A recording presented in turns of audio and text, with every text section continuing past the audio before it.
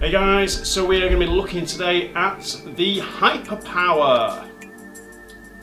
I feel like I'm going into space in Hyperpower.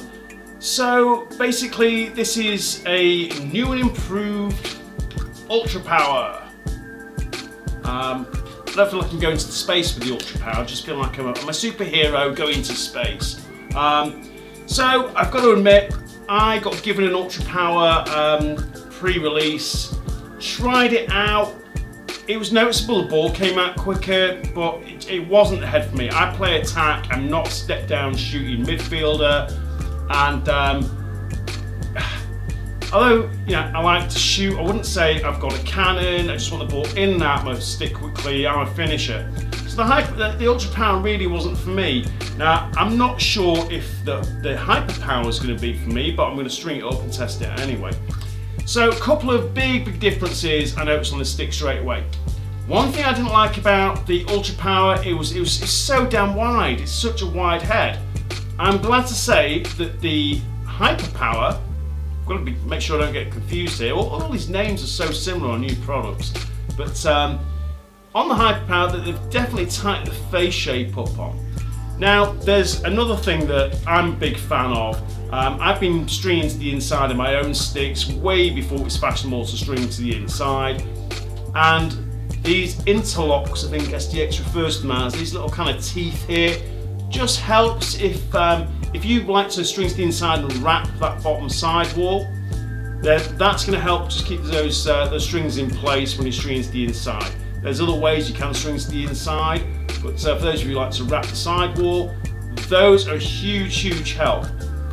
So that's something that might win me over again. Like I say, I'm going to string this up and see what I think of it.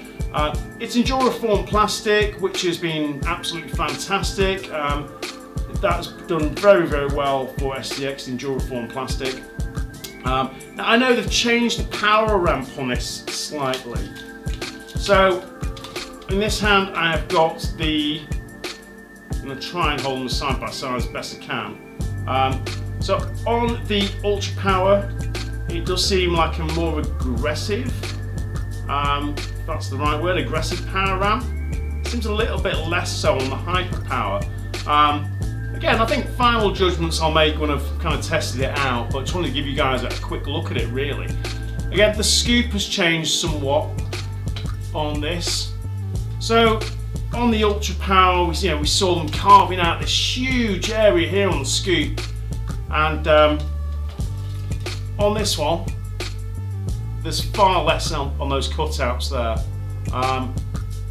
and I don't feel, certainly on the back, still got the speed scoop. The speed scoop looks a little different on the two of them.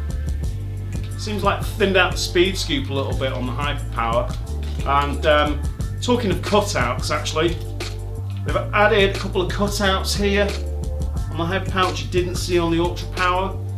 So there's a few differences, but I think on the Hyperpower, I'm going to string it up and see what I think of this one. But from first appearance of it, I like the face shape an awful lot more than they did on the Ultra Power. It's definitely got my kind of face shape on it. Still seeing this stringing lock here, which I do tend to use. Some people aren't a fan of that stringing lock, but it's there. It's up to you if you use it or not when you're stringing.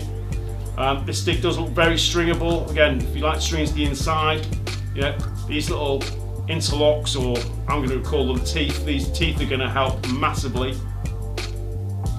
But that is a good looking head, and I've got to say, for me personally, that looks like a big improvement on the Ultra Power.